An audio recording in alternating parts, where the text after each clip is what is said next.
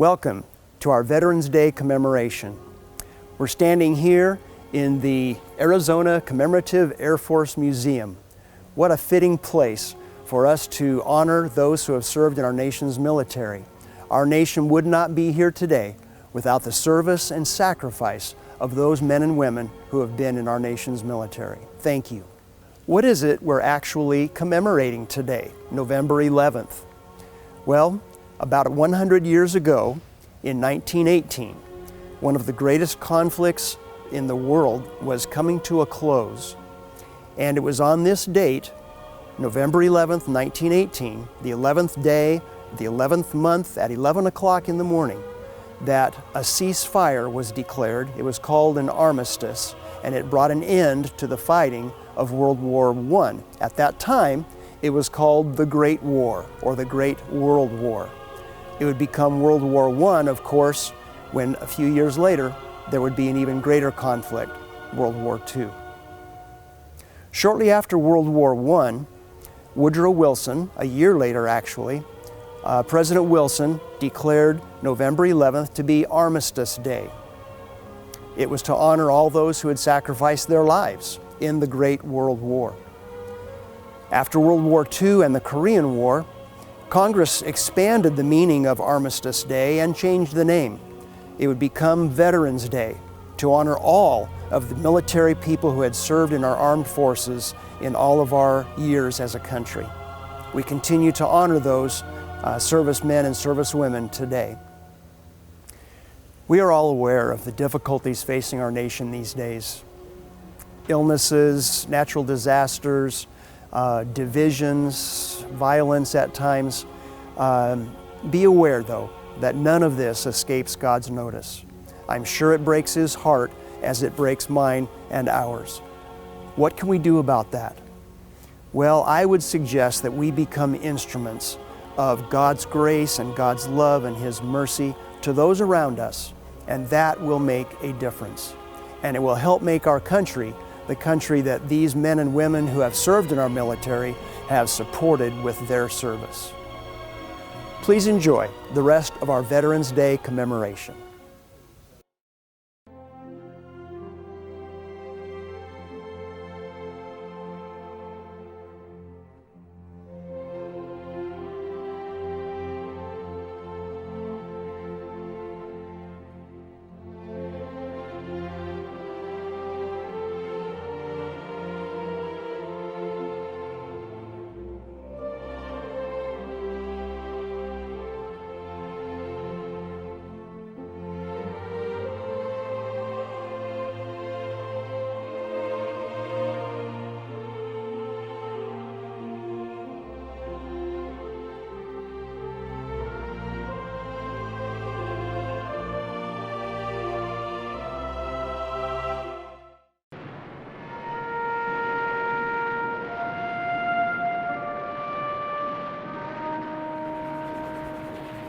Well, when the war broke out, I was still in high school. I was 16 years old.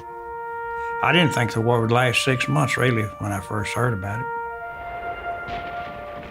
2 years later, I had graduated from high school and went to an aircraft school to take the same schooling that the Army Air Corps men did. And I went down there trying to get in the Air Force, and I was drafted in the Army. The day before you used to ship out, if you got ODs, you're going to the Atlantic side. If you got khakis, you're going to the Pacific side. They didn't have to tell you. When you went through there and they started issuing you those clothing, you knew where you was going. And we didn't want to go to the Pacific, so we lucked out in that respect of going to the European theater.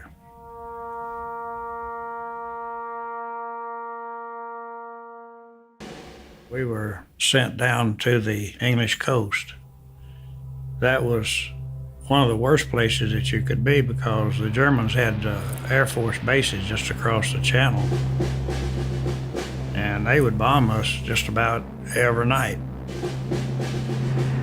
And we had foxholes to get in, but if one of those 500-pound bombs dropped within 100 yards of you, it bounced you out of that hole just like you had springs in your shoes. And you crawl back in another one, hit close, do the same thing. Hitler was determined that we were going to invade up at Calais. And he kept his 2 SS divisions up there, even when his generals told him that we was coming in on the beach. He said, that's just a decoy down there. On Calais, on the English side, they were putting tanks made of rubber, blow them up, trucks and everything up there, just stacking them in there. We loaded on the LST and we started to move out. The 101st and 82nd Airborne Division, they dropped before daylight, and that was a disaster.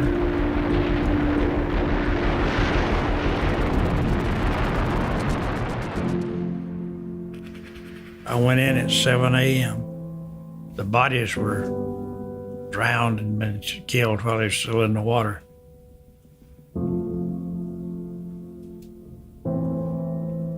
We went in way, way too early because they had not taken as much of the beach as they thought they would. So when we got there, we actually became infantry. We were not maintenance, we was infantry. The Germans had just about every inch of that beach covered with machine gun fire. You could see it, the bullets hitting all around you in the sand just popping up all around you. There was very few of us that made it through without getting hit.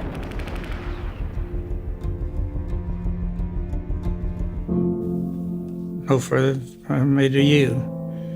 You just see him just blood and guts everywhere, hit with a machine gun, 50 caliber machine gun. And you'd be splattered with his blood. Not no way to really clean it up from you. And you're wondering, trying to find out where that fire came from, and maybe you could return some fire. But they were firing from so many different directions. You never knew which one actually hit you, buddy. You just was praying you wasn't the next one that they hit.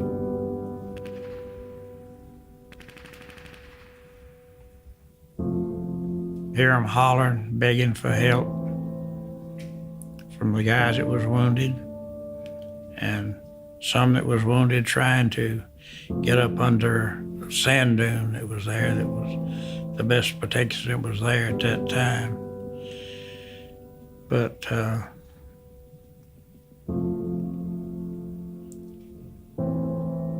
it's hard to describe your feelings when you see something like that.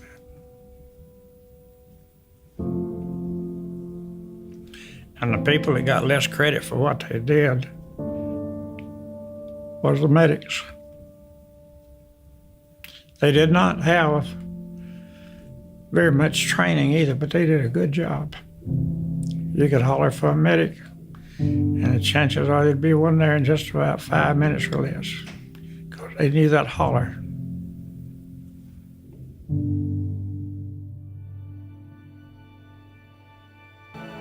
When we hit the beach, we knew, there was no doubt in our mind, that we had to take that beach. Because if we didn't, everybody would be a loser. But we would sacrifice everything we had to take that beach. And I think that's the reason we got it.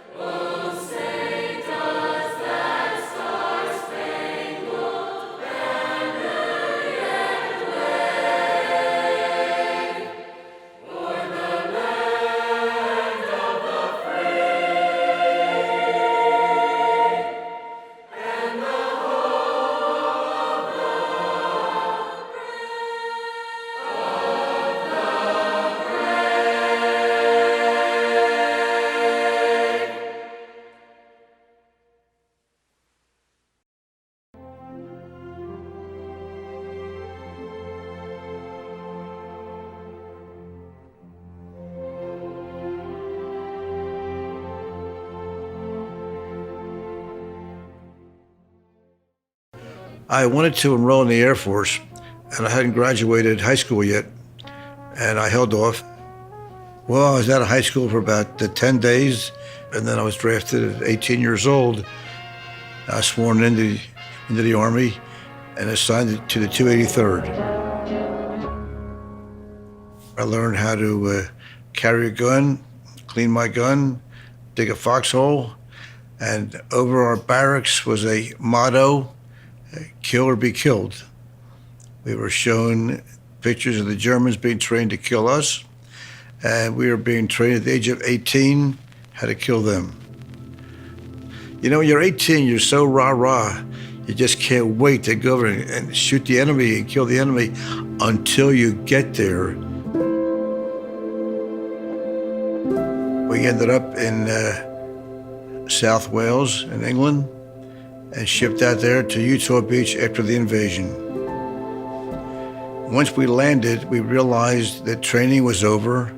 We saw the guys who were wounded, ambulances, the body bags, someone's uncle, cousin, father, brother in those bags. You figure, oh my God, training's over, this is for real.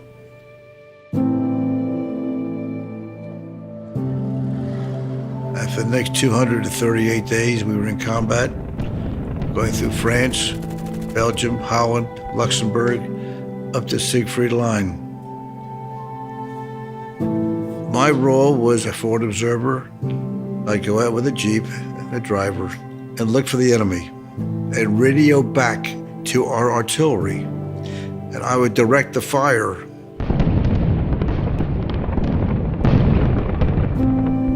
As we progressed through these other countries, we realized these people were really prisoners for a long time. And they couldn't believe the Americans were there. They came out with flowers and kisses and cognac. We were liberators, and we went from town to town. And resistance was there, but we could do maybe 10 or 15 miles in a day. Till we hit the German border, and then everything stopped. Then it was like mile by mile. And we lost a lot of people, as you know. You know, you didn't make friends with someone after a while because you know they're here today and gone tomorrow.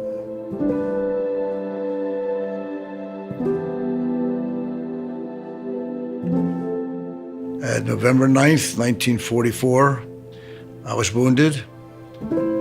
A German forward observer spotted us before we spotted them. Hit our Jeep, knocked us over, knocked us both out. Our Jeep was destroyed. My driver and myself were both wounded and sent to a field hospital. Our next objective was Munich. We were told that on our way to Munich, we should stop and clean out a German supply depot. They said the supply depot is called Dachau, outside Dachau. We were about a mile outside Dachau when this tremendous odor hit us. About a half mile in after that, we saw the sky was black. Something was happening, we didn't know what it was. Eventually we came across where the odor came from. There were boxcar after boxcars, 15, 20 of them, filled with mangled bodies. The odor came from decaying bodies. Now, at this particular time, we never heard the expression concentration camp or death camp. We know what it was. We saw this guy behind the barbed wire, 85 pounds, walking around trying to just to live, I guess. We entered the camp, and I see that thousands and thousands of guys weighing 85, 90 pounds at the most, dressed in pajama-type uniforms. We didn't know who they were. Luckily, one of our men spoke Yiddish, and he said, "We're American soldiers. We came to liberate you. You're free." We found prisoners from France, from all over the place. They came from Poland, France, everywhere where the Germans rounded them up. So we radioed back to the troops behind us and said, bring blankets, bring medical supplies, and be prepared for what you're going to see. You know, you grow up real fast when you see that. You can't imagine what mankind would do to mankind.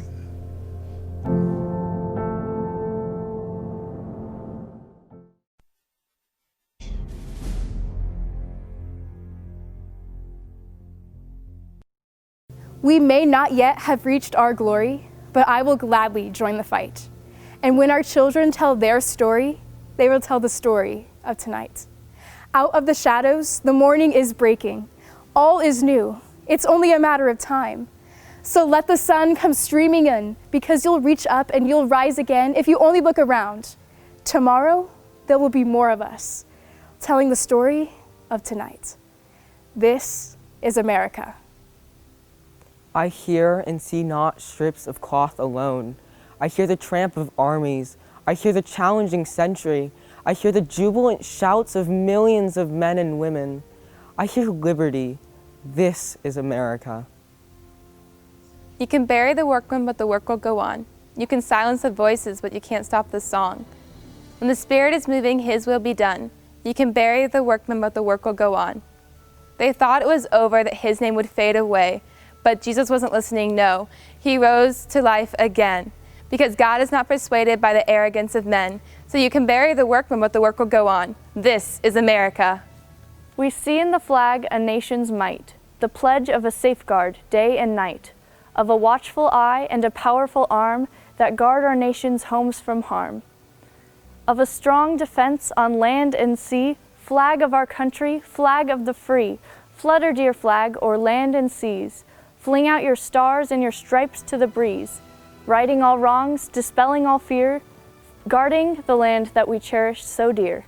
And the God of our fathers, abiding with thee, will bless thee and trust thee, O flag of the free. This is America. One day when glory comes, it will be ours. One day when the war is won, we will be sure. Oh, glory, hands to the heavens, no man, no weapon formed against us. Yes, our glory is destined. The movement is a rhythm to us. Justice is juxtapositioning us. Justice for all just isn't specific enough. When it goes down, we woman and man up. When they say stay down, we stand up. Shots. We're on the ground and the camera pans up. Now the war isn't over. Victory isn't won. And we'll fight on to the finish. And then when it's all done, we'll cry, glory, oh glory. Never look back. We've gone hundreds of miles. From dark roads, they arose and became heroes. Now we right the wrongs of history. We can't win this war individually. It takes the wisdom from our elders and the young people's energy. Welcome to the story we call victory. The coming of the Lord. My eyes have seen the glory. And when the glory comes, it will be ours. It will be ours. This is America. I will always do my duty, no matter what the price. I've counted up the cost, and I know the sacrifice. And I don't wish to die for you, but if dying is asked of me, I will bear the cross with honor, because freedom is not free. I'm an American soldier, an American besides my brothers and sisters. I will proudly take a stand when liberty is in jeopardy. I will always do what's right. I am in the front line, so sleep in peace tonight. I am an American soldier. This is America.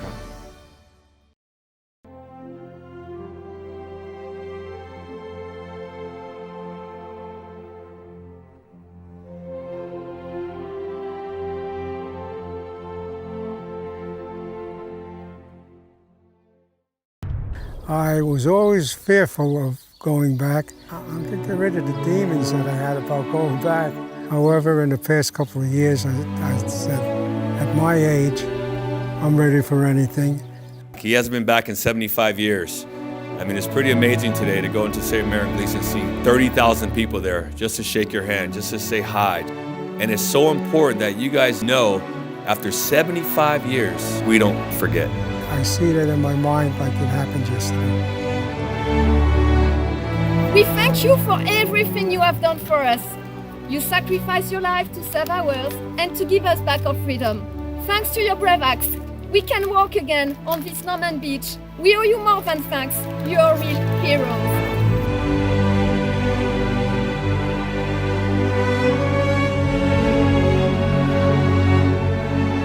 They came wave after wave, without question, without hesitation, and without complaint. These men ran through the fires of hell, moved by a force no weapon could destroy, the fierce patriotism of a free, proud, and sovereign people.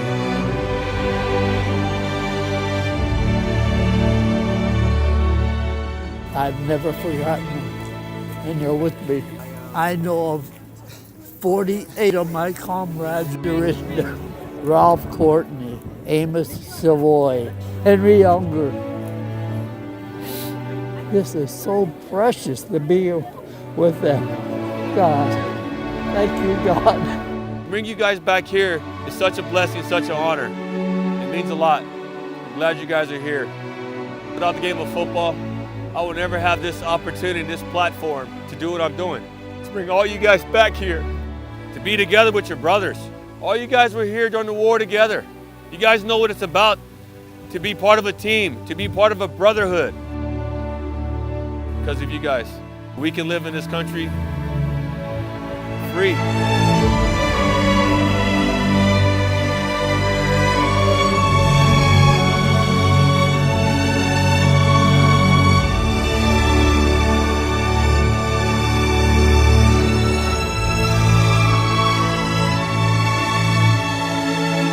Never had the chance like we're taking now to stop and take a look at this. I've become emotional.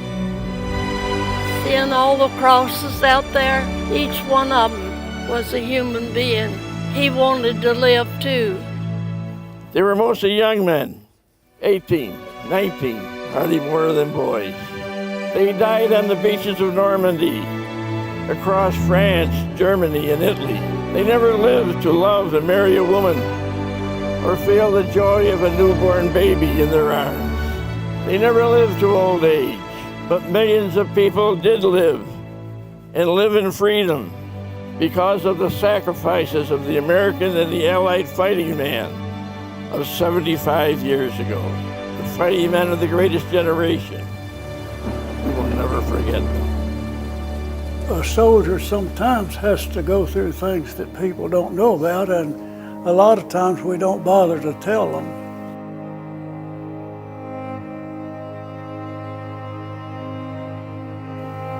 Y'all's done something that I would have thought impossible if you'd told me what you was going to do. I'd have said they can't do it. Impossible.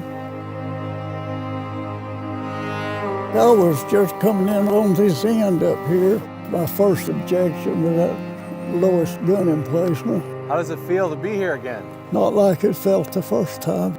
To think 75 years later, seemed like yesterday. Sometimes I still feel like I'm going to wake up and it's not going to be true. I wish it would go away. I wish it'd go away.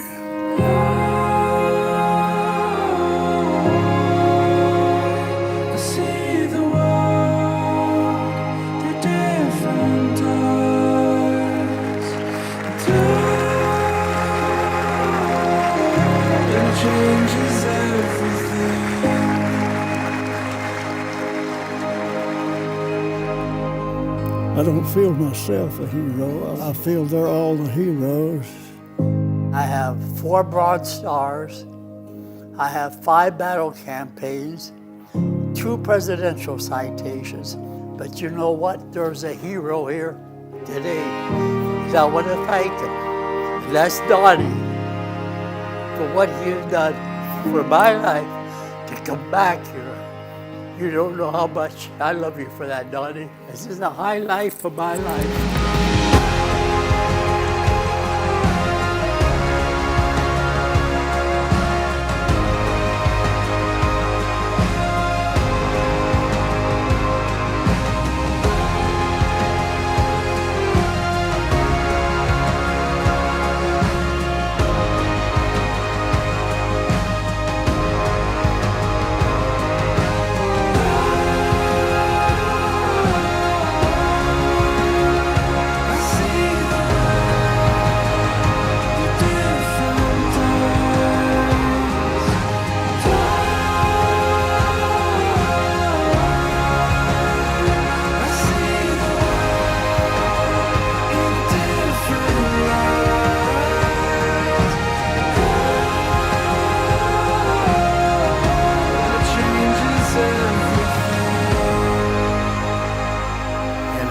Bad man ever comes again, we're coming back to take care of you.